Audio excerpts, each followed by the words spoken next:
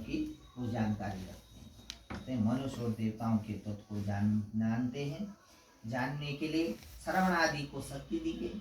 उनको ईश्वर ने ऐसी ही शक्ति उनको दी है कि वो देखने मात्र से ही उसके बारे में सब कुछ जान ले। वह सत्यवादी है, कहते हैं वो झूठ नहीं बोलते हैं।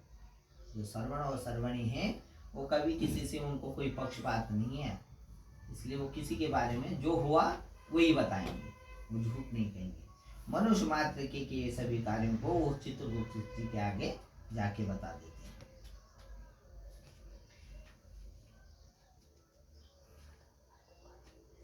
चित्रगुप्त जी के पास जब वो समस्त समाचार उनको देते हैं तो भगवान नारायण कहते हैं इसीलिए क्या करना चाहिए, व्रत दान सत्य पालन आदि से कोई भी पुरुष यदि श्रवण को प्रसन्न करे तो श्रवणगण उस मनुष्य को स्वर्ग तथा मोक्ष देने वाले होते हैं। कोई व्रत करता है, भगवान की उपासना करता है या सच बोलता है, इन चीजों से वो श्रवण और श्रवणी नाम की जो हम महिला और पुरुषों के जो धर्मराज के दूत हैं वो प्रसन्न हो जाते हैं। वो प्रसन्न हो जाते हैं तो प्रसन्न होने से वो क्या करते हैं, उनको स्वर्ग की प्राप्ति के लिए प्रशासनिक अधिकारी पे जाते हैं। तो वो जिसने आज के जमाने में रिश्वत दे दी तो उसका काम बिना पूछे हो जाता, बिना देखे हो जाता। तो वैसे ही अगर वो प्रसन्न हो गए तो उन्हें यम मार्ग छोड़ के स्वर्ग की प्राप्ति करवा देते हैं, उनको मोक्ष हो जाता है। सत्य बोलने वाले धर्मराज के श्रवण नामक दूत पापी पुरुषों के पाप को जानकर धर्मराज से कहते हैं, तब यमराज पापियों को दंड देते हैं। जो नास्तिक है, जो धर्म के बारे में उल्टा सीधा कहते हैं करते हैं, नहीं मानते हैं, उन पापियों को फिर वो यम के दूत श्रवण और श्रवणी जब उनके बारे में बता देते हैं तो यमराज के पास उनको लेके जाते हैं। जो सत्य बोलने वाले, ईश्वर को मानने वाले, वो सीधा स्वर्ग को प्राप्त होती है, विष्णु लोक को चली जाती। जब यमराज के पास वो पापी जीव पहुंचते हैं तो उनका वो दंड तय करते हैं और वे सब साक्षी देवता, पृथ्वी, जल, भास्कर आदि सब संसार के प्राणों के देह में उपस्थित पाप और पुण्य को भली भांति जानते हैं। इस तरह पापियों के पाप को निश्चय कर यमराज तदनंतर पापियों को बुलाकर अपने भयानक स्वरूप को दिखाते हैं। वो वहां पहुंच जाते हैं तो वो तो सबके बारे में जानते हैं। इस वहां पहुंचने के बाद वे उन पापियों को अपना विकृत रूप दिखाते हैं, जिस रूप से ही उनको भय हो जाए। तब पापी पुरुष यमराज के भयंकर स्वरूप को देख करके, और उनको बड़ा विशाल शरीर है, हाथ उनके लंबे चौड़े हैं, हाथों में दंड लिए हुए, भैंसे पर वो बैठे हुए। प्रलय काल में जैसे मेघ शब्द करता है, जब बरसात के समय में आसमान गरजता है ना, उस तरह वो बोलते हैं। तो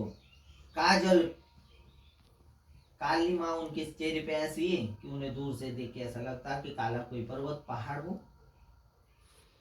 बिजली की प्रभा के समान प्रकाशमान शास्त्रधारी, ऐसे 32 भुजाओं वाले वो यमराज है। 32 तो उसकी भुजाएं हैं। उसका स्वरूप देख करके काला तो है, लेकिन काले में भी वो चमचमाता रहता है। ऐसे स्वरूप को देख करके वो पापी जीव फिर डर के मारे डरने लगता है। 30 योजन विस्तार का उसका शरीर है, वापी के तुल्य भयानक सुख है, लाल उसकी आंखें हैं, लंबी नाक है। ऐसे यमराज का स्वरूप है। कहते हैं उनका जो शरीर है कोई योजन लंबा, इतना तो बड़ा वो शरीर ही है। मृत्यु ज्वर आदि से युक्त चित्रगुप्त भी भयानक रूप को धारण करते हैं, और यम के जैसे भयानक दूत चित्रगुप्त के पास आकर के गरजते हैं, जिसको देखकर पापी भयभीत होता है और हाहाकार के शब्दों से कंपायमान होता है, रोता है। और दान न देने वाले ऐसे पापी कंपायमान होते रहते हैं। तब चिंतातुर होकर कर्दन कर्दन माने रोते हुए पापियों को चित्रगुप्त यमराज की आज्ञा से उसके लिए कर्म का को श्रवण कराते हैं। कहते हैं जब वो सामने आ जाता है यमराज जी चित्रगुप्त औरों से पूछ करके कि भाई कितना इसने पुण्य किया, कितना इसने पाप किया, उसके आधार पर उनको बताते हैं कि आपने देखो अपने जीवन में ईश्वर का भजन नहीं किया, दान पुण्य कुछ नहीं किया, इसलिए आपने इतने पाप कर्म किए हैं, अब आपको उसकी सजा सुनाई जाएगी। यमराज जी कहते हैं कि हे पापी, हे दुराचारी जीव, अहंकार युक्त विवेक रहित हो तुमने पाप रूप धन का संचय किया। ये विवेकहीन है, मतलब ये जिसपे बुद्धि ना हो, ये विवेक है ना। तुमने क्या करा कि उल्टे सीधे कर्मों से धन को जोड़ा, जो धन आज भी किया नहीं, उस धन का तूने संचय किया और धर्म नहीं किया, क्योंकि ईश्वर के निमित्त तूने दान भी नहीं दिया। जो संचय किया था वो धन आज तेरा नहीं। पापी पुरुषों की संगति से और काम क्रोध से उत्पन्न हुए ऐसे दुख देने वाले पाप तुमने किए, इसलिए अब आपको उन कर्मों का किए हुए कर्मों की सजा भुगतनी है। तुमने अत्यंत प्रसन्न हो, जैसे पहले पाप किए हैं वैसे ही अब दुख भी हो गए। कहते हैं कि जिस पर जब तुम मनुष्य जीवन में थे उस टाइम तुम खुशी खुशी सारा कर्म कर लेते थे, खुश होके करते थे। जैसे खुश होकर के तुमने वो कर्म किए हैं वैसे ही खुश होकर के अब इन दुखों को भी भोगो। अब उल्टे मुख क्यों रुदन करते हो? तो फिर उनको देखकर यमराज जी कहते हैं कि अरे उस वक्त तो तुम्हें पता नहीं तुम कितना खुश होते थे, बुरे कर्म करने के बाद भी तुम प्रसन्न रहते थे, खुश रहते थे, और आज मुंह छुपा करके उल्टा मुंह नीचे करके क्यों रुदन रो रहे हो? यमराज के ऐसे शब्दों सुन करके वो पापी और भयभीत होता है, दुखी होता है, रोता है। यमराज जी कहते हैं कि तुमने जिन पापों को किया है वे सब पाप दुख के कारण है। धर्मराज मूर्ख में, पंडित में, दरिद्र में, धनवान में, बलवान में, निर्बल में, सब में समभाव रखते हैं। यमराज जी उनसे कहते हैं कि ये मत सोचना कि धर्मराज जी सबको एक समान समझते हैं।